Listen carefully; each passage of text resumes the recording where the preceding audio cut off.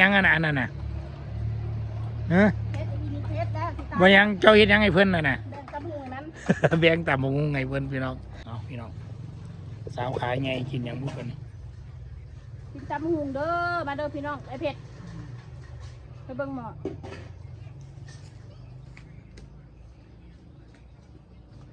โอ้ย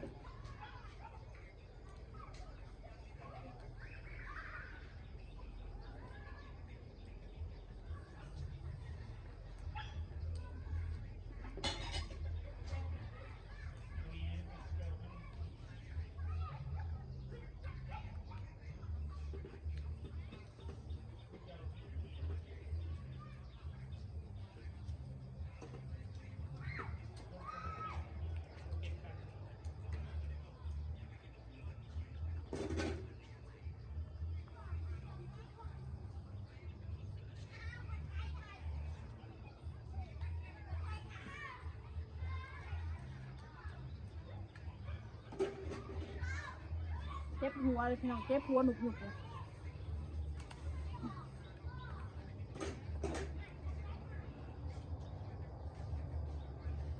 ไปป่ามาแล้วเจ็บหัว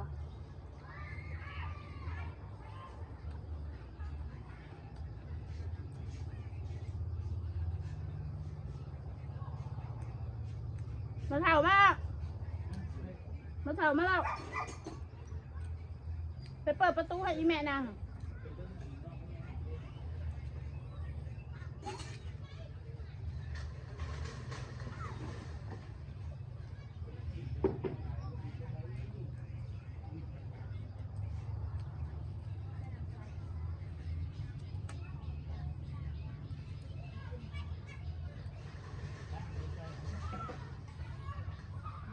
เอามานะเว้ยลีลาอยู่เนาะ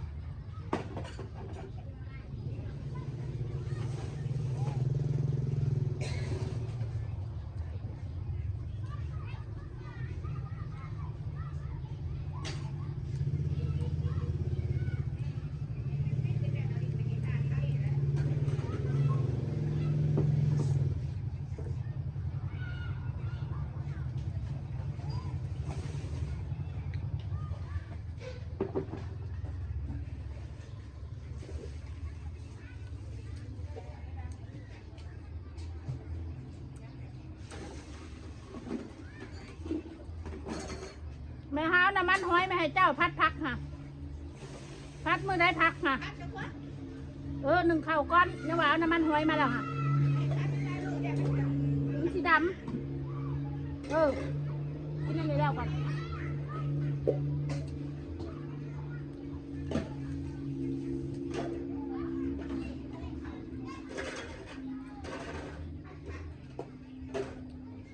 หุงข้าว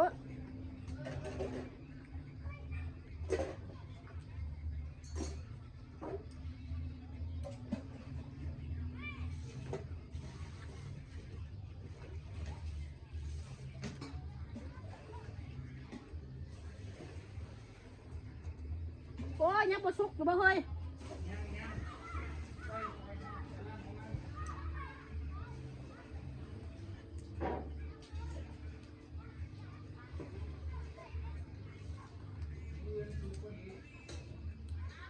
ฮะมื่น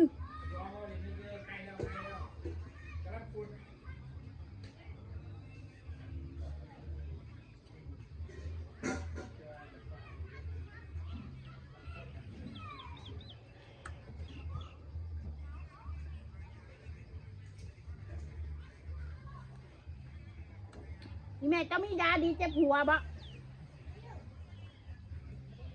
เจ็บหัวเด้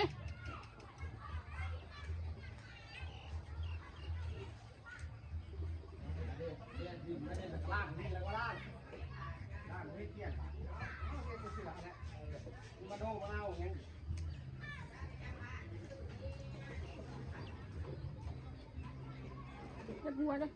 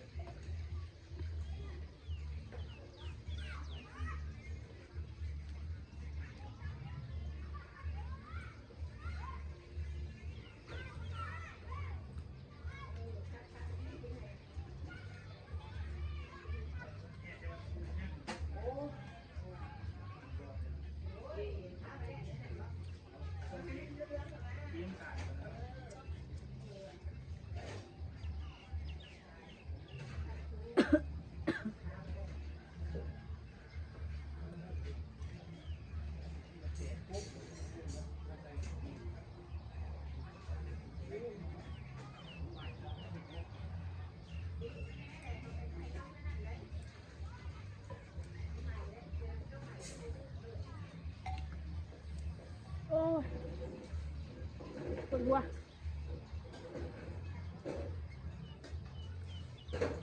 ปวดนุบเลยพี่น้อง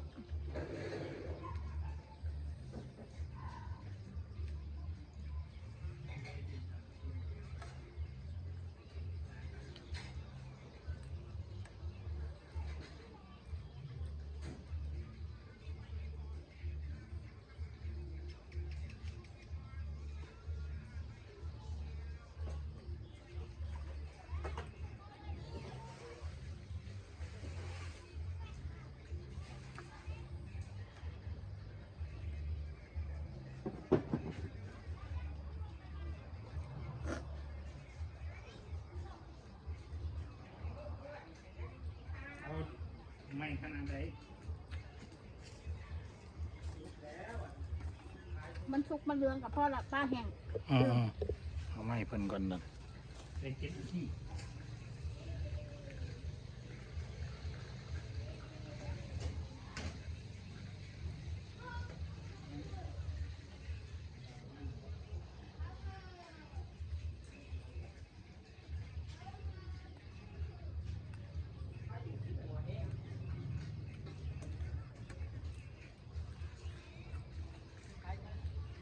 ยอดกระทิง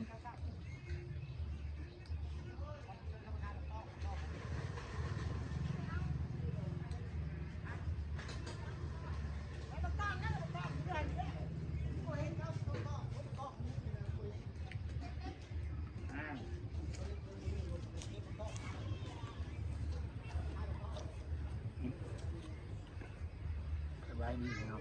ไปยิ้มแล้ว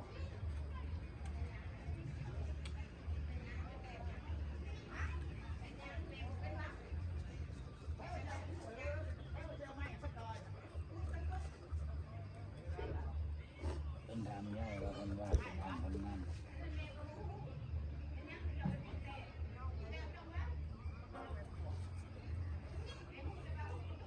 เขาจะเอามาถามเอง คือไม่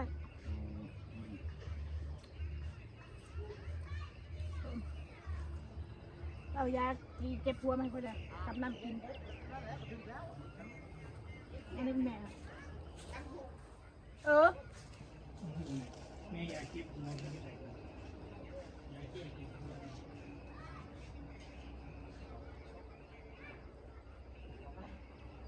แล้วสิปาดเอาเลยเจ้าเลี้ยงม้าแบบมาซอยว่าตรงนี้จะปาดก็ปาด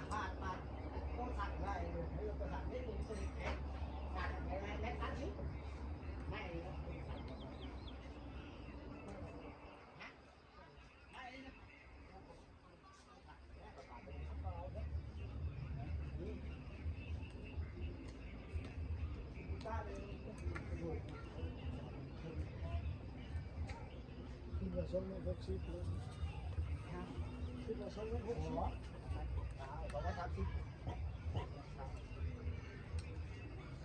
เขา ตำหู cái lá vậy lắm cái lá vậy đấy ừ